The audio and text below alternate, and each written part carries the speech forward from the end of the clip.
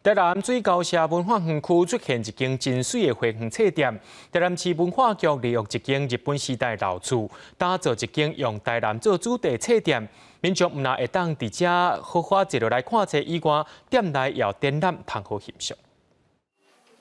这间日本时代的老厝要保存贯村将军厝的风貌，不过即马只是册店。 两边的册橱啊，有大人看的册，嘛有囡仔册，而且佫有即个亲像泡温泉的泡册区。泡温泉的概念，只是讲你是泡伫个册泉内底，就是全部满是的册。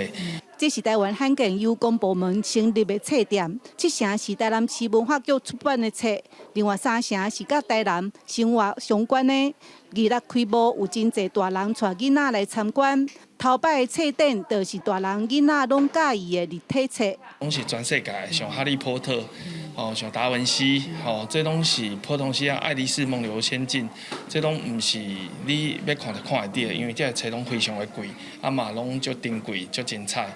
唔但有主题册展，后壁原来灶骹，即马是艺文空间，真侪甲好年有关的插画甲用品。他们来的时候呢，他可以阅读到很多的书。那如果说他有兴趣的书籍，他都可以把这本书呢寄阅到我们的任何园区的任何一个角落，可以坐在那边静静的观看着植物，然后观看着书。 水高社文化园区的景观甲空间设计捌得几种，文化局希望民众来园区会当有一个所在休困看册，嘛感受台南文化。